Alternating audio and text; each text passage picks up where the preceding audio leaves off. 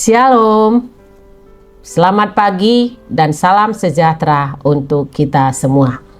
Saudara-saudari yang terkasih di dalam nama Yesus Kristus, sebelum kita mengawali aktivitas kita sepanjang satu hari ini, hari Sabtu tanggal 28 Februari tahun 2026. Marilah kita terlebih dahulu menerima sapaan firman Tuhan melalui renungan harian HKBP Sutoyo Resort Sutoyo. Mari kita berdoa.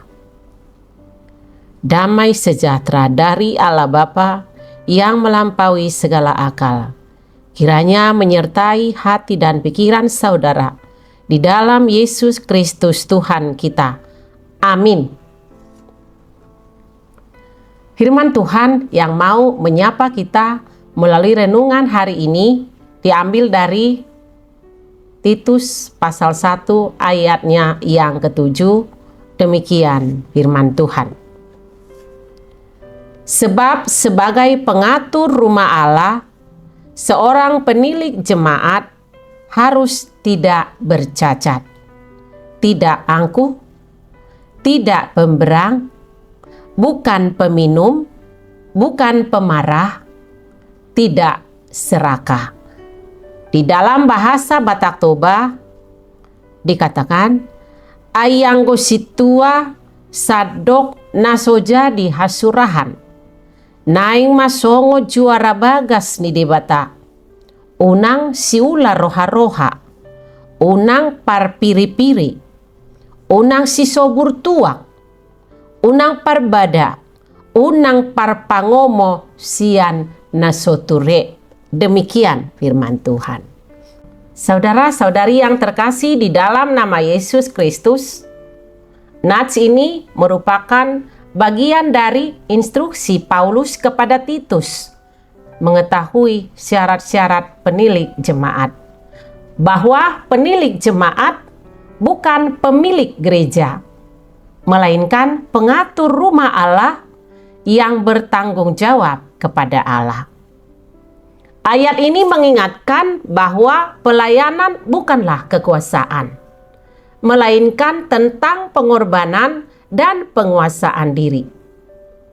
Syarat utama bukanlah kepintaran atau karisma, melainkan karakter yang tidak bercacat, yakni tidak angkuh atau sombong, tidak keras kepala, atau memakai kehendak sendiri, bukan pemberang atau amarahnya cepat meledak, bukan peminum atau kecanduan anggur atau alkohol, bukan pemarah atau tidak suka berkelahi atau kasar secara fisik, dan tidak serakah atau tidak mencari keuntungan yang tidak pada kejalannya atau mengambil yang bukan bagiannya.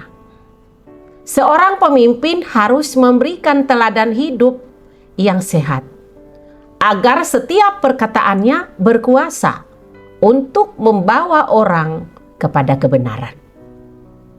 Hidup tidak bercacat berarti tidak memberikan kesempatan bagi orang lain untuk menuduh atau meragukan integritas iman kita.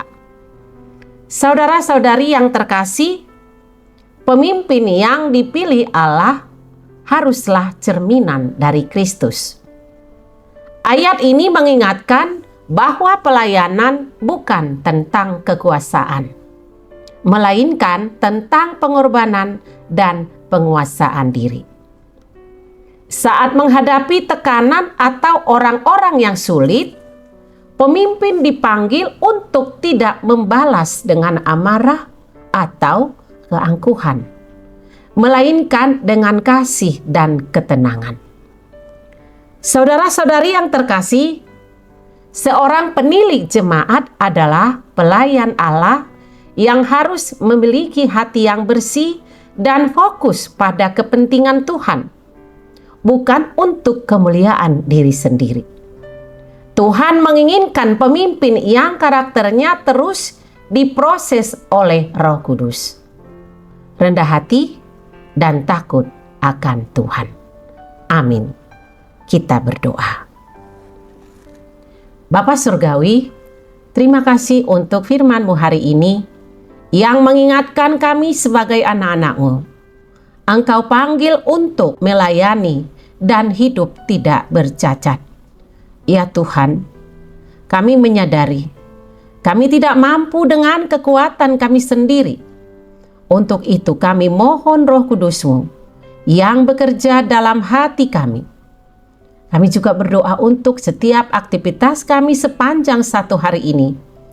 Kami mohon Tuhan yang campur tangan dalam setiap rencana dan pekerjaan kami.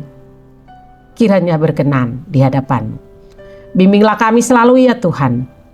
Kami juga berdoa buat jemaat Tuhan yang dalam keadaan sakit dan rindu akan kesembuhan. Engkau ya Tuhan tabib yang ajaib, jamah dan berkati mereka dengan jamahan tangan-Mu yang penuh kuasa, agar mereka menerima kesembuhan. Kami serahkan hidup kami sepenuhnya dalam tangan pengasihan Tuhan. Kami mohon ampun akan dosa kami. Ampuni kami ya Bapa, agar kami layak di hadapan-Mu. Terimalah doa kami yang kami sampaikan dalam satu nama, Anak-Mu Yesus Kristus Juru Selamat kami. Kami berdoa dan bersyukur pada Tuhan. Amin.